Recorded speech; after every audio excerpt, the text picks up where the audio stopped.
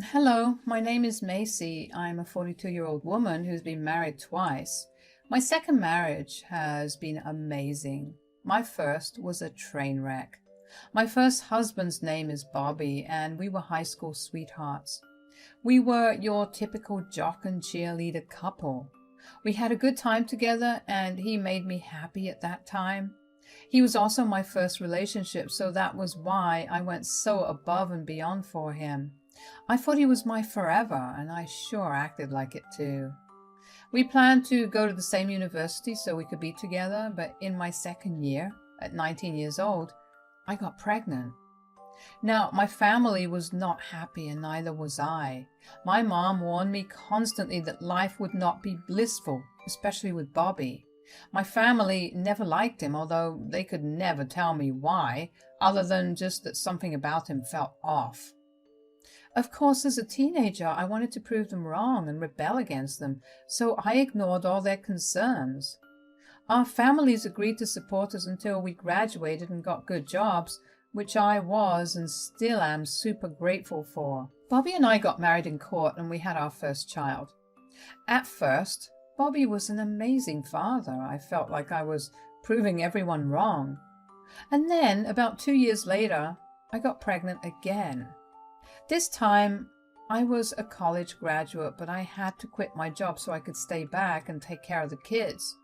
Bobby worked 2 jobs to keep us afloat.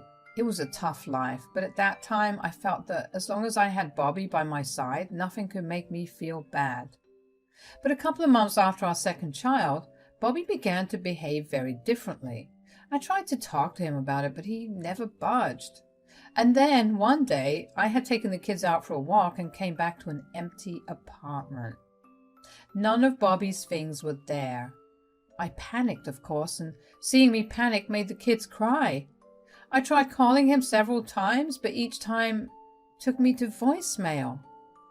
I remember rushing to my mother's place with 2 kids that were bawling while I tried my best to hold back my tears. My mother looked alarmed when she opened the door and let me in. What happened? I think Bobby left me. What? What do you mean? I took the kids for a walk, and when I got back, the house was empty of all his things. I can't get a hold of him either. Oh no, do you know why he might have left? I don't know. He'd been acting very differently for a while, but he wouldn't talk to me at all, and then today just happened. Okay, calm down a little. We should wait a little while, and if he doesn't show up, we'll file for divorce, and I'll help you out. But I loved him. How could he do this to his children? I know. I wish I could find him for you and ask him all these questions, but we have to move on.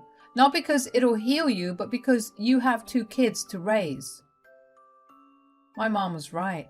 So I spent the next few months painfully getting over him while raising 2 kids who looked a lot like him. I cried myself to sleep for many nights, but eventually months turned into years and I slowly got over the pain. My kids obviously asked questions about their father, and when they were old enough, I told them the truth. They were devastated, but surprisingly understanding about their past. Together, as a family, we learned to live past the pain. My mom was obviously the biggest help for us, and she made raising 2 kids easier than it would have been all by herself.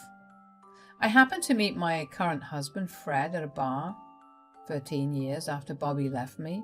I was out with my friends for one of their birthdays. My mom had the kids, and I figured it was the best time to let loose and have a little fun with my friends.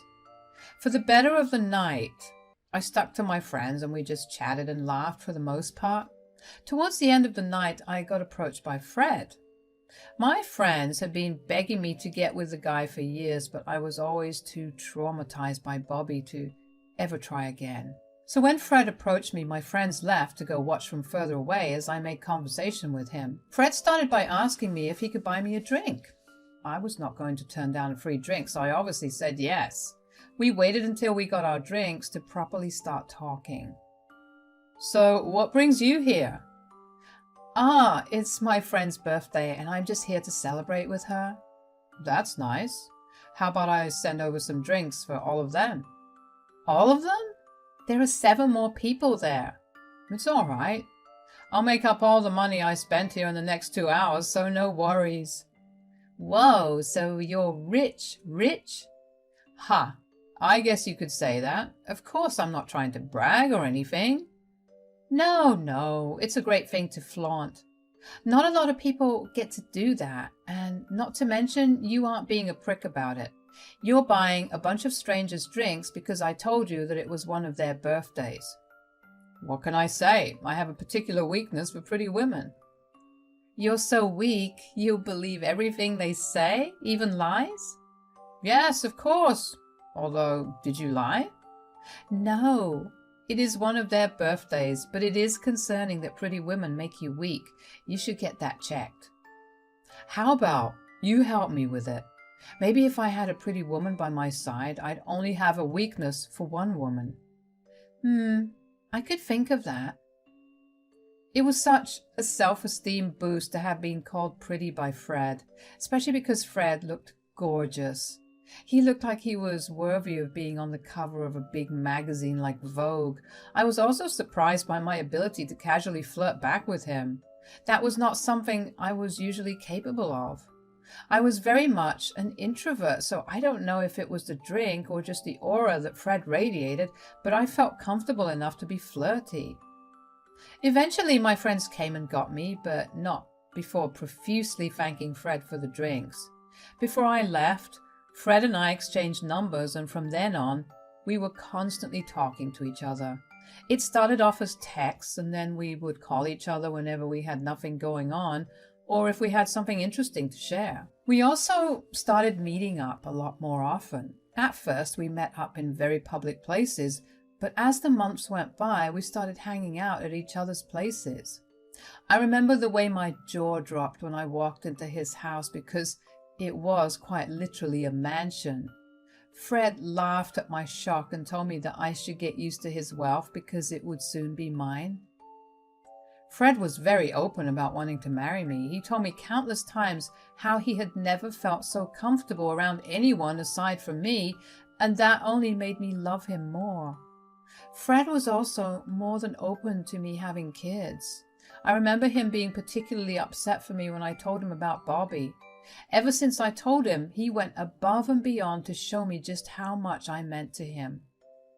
Fred and Bobby were worlds apart, and it wasn't until Fred that I understood why so many people did not want me marrying or even just being with Bobby. I was glad that I got out of it, but I hated the way it happened.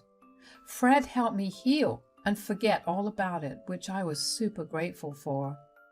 We only dated a year before getting married.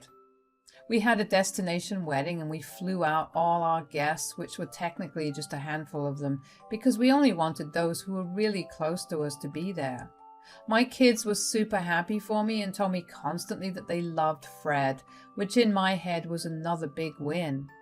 Life from then moved on very smoothly. Every single worry I had was eased. Fred helped my kids out with their education as well, even though I told him that I would take care of it. He showed me that he accepted us as a package deal and not just me and then my kids. He had my kids' rooms decorated and set up to their liking even before we moved in together.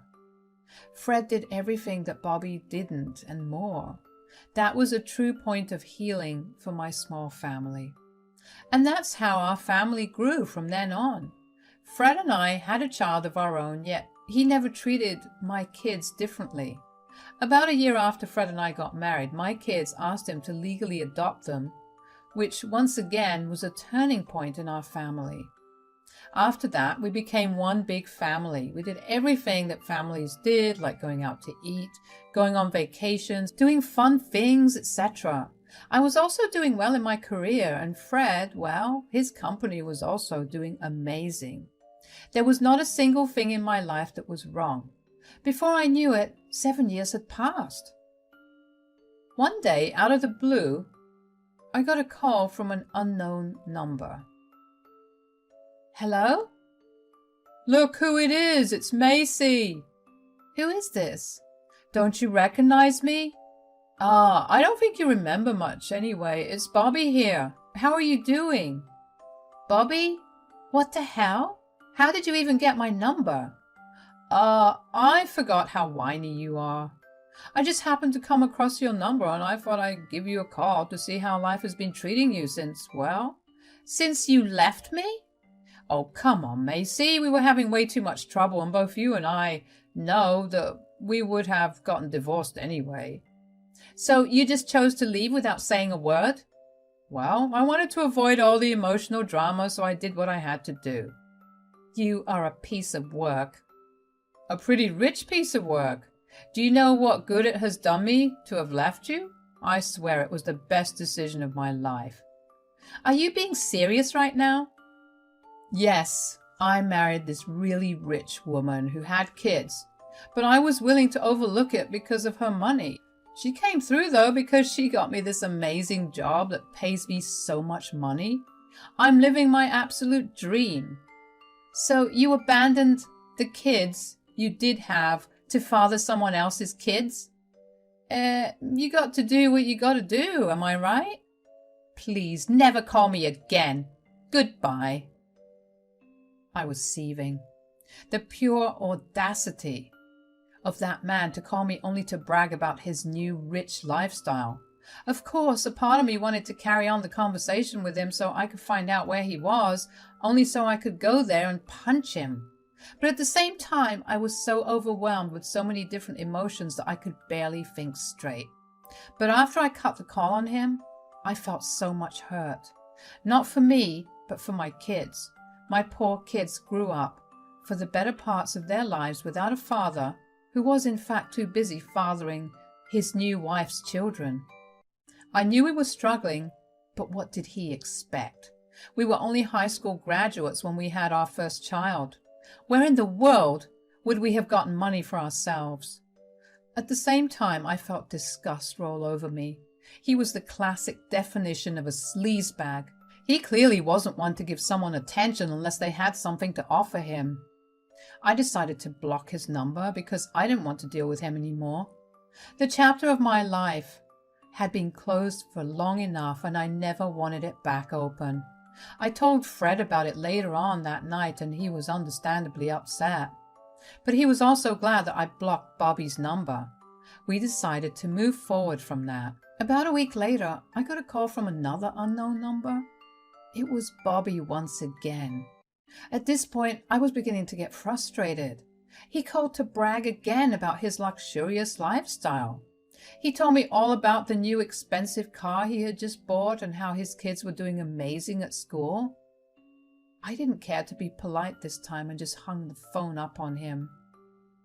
That did not stop him. He kept calling every week after that to keep telling me about all his expensive purchases.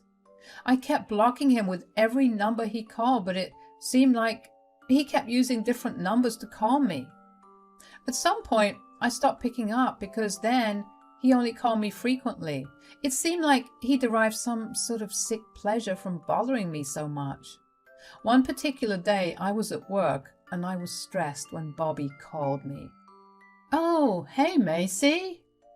Can't you just leave me alone?" "Oh, come on. I'm making up for the time that's been lost." "Well, you're 20 years too late. The kids don't care about you and neither do I. Leave me alone." "You know you love it, Macy." "I really don't. I don't want to hear anything about you or your new good life." "Why? Are you jealous?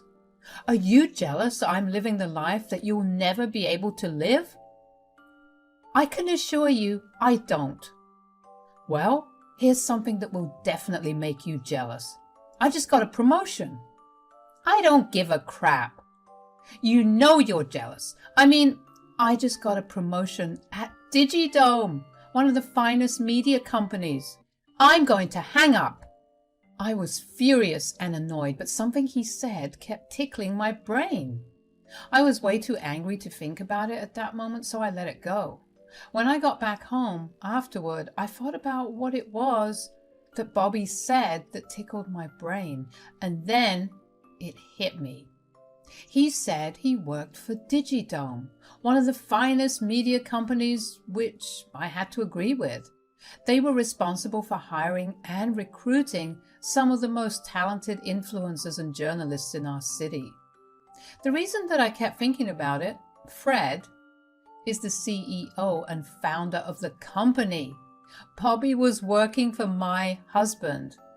I could not believe how wonderfully the universe aligned for me. That meant that I could finally teach Bobby a good lesson, not only for bothering me, but also for abandoning his children. I waited with excitement until Fred got back home. When he did, I told him all about what had happened during the day. Did something happen? Why do you seem so hyper? Nothing happened per se, but I did find out something big. Oh, what is it? So, Bobby called again. That sick son of a gun. I swear if I had any way to get a hold of him, I would beat him up real good.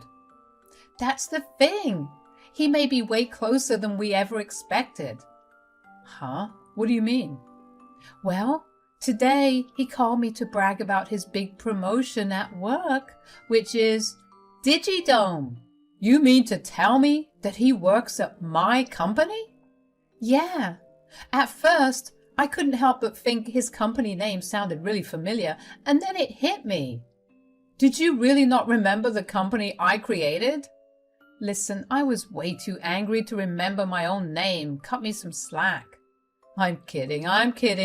Anyways, do you want me to fire him? Absolutely, but before you do, I was wondering if there was going to be any way to humiliate him. Definitely. Bold of you to think that I wasn't going to fire him in the worst way possible for him. With that, we began planning how to go about creating the best revenge plan. We decided that we would wait a few more weeks before executing our plan to fire him. That was because we were going to record his calls to me and have them played in front of everyone. The company was going to hold a huge event in 2 months, and to our luck, Bobby was going to be in charge of it. There were going to be several big names present, and we were going to tarnish his reputation. Over the next few weeks, I was able to pick up all of Bobby's calls without getting frustrated or angry. Just knowing that I had the biggest upper hand was enough to put a smile on my face as I listened to him ramble about his wealth and my lack of it. But this time, I made sure to record every conversation. These conversations were going to come back to bite him hard, and I couldn't wait for it. At the end of the 2 months, the event happened. I originally didn't plan to go because I didn't like big crowds or having to talk to a lot of people, which was why no one really knew who the big boss's wife was. However, this event was where I would make my appearance. I wanted to see Bobby's fall while I sat on the throne. Fred bought me this gorgeous and very expensive dress, and that was what I wore. I stayed in the car until Fred called me because we didn't want Bobby to see me and make a run for it. I only entered when Fred gave his speech in which he told everyone about how he wanted to introduce his wife for the first time. When I walked up on that stage, Bobby was standing there. I saw his face drop and pale. I smirked at him as I walked by. He pulled out his handkerchief to dab the sweat that was all over his face. Fred then went on to praise me and talked about how much of an impact I had had on him these past 7 years and how it had been a joy to raise my kids with me. With every praise Fred aimed at me, I saw Bobby sweat even more. I beamed with pride as the crowd clapped for me, and then Fred's speech took a turn. He began to talk about how I had been getting harassed by my ex-husband recently. He told the crowd about how my ex-husband had abandoned me and my kids to go father another woman's children just because she had wealth. But the universe had different plans for my ex-husband because he was working for his company. The crowd gasped and erupted into murmurs about who my ex could have been. Fred asked everyone to quiet down and told them that he was going to reveal who it was. Bobby kept looking towards the exit, but he knew that if he dashed it, Fred would not even have to reveal who it was because he would have outed himself. Fred then pointed towards Bobby and told everyone that it was him. The crowd once again erupted in murmurs. Bobby looked like he was about to pass out, but Fred wasn't done yet. He told everyone that he had proof of all of this and proceeded to play the recordings of all the calls that Bobby had made to me in the past few weeks. Bobby stilled as he heard everything. Fred then announced that because of everything that Bobby did, he would no longer be working with his company. The crowd cheered for Fred and me as we walked off the stage. Bobby was escorted off the event and the rest of it went smoothly. I had served my revenge and there was nothing sweeter than that. Fred and I had a blast at that event, and I even managed to find someone who offered me a position at their firm. The day after the event, I got my last phone call from an unknown number. "You're awfully bold to call me again after last night. You tricked me." "Whatever do you mean?" "You absolute witch. Don't play stupid with me. How could you not tell me that you were married again? And that too, married to my boss?" "Like I told you several times, Bobby, I simply didn't care about you." "I know that, but the decent thing for you to do was to inform me." "So you would only stop harassing me if you knew who my husband was? And if my husband wasn't your boss, you would have continued to do it?" "Don't twist my words." "I'm not twisting anything. And you're one to talk about being decent, Bobby. You know what decent thing you have done?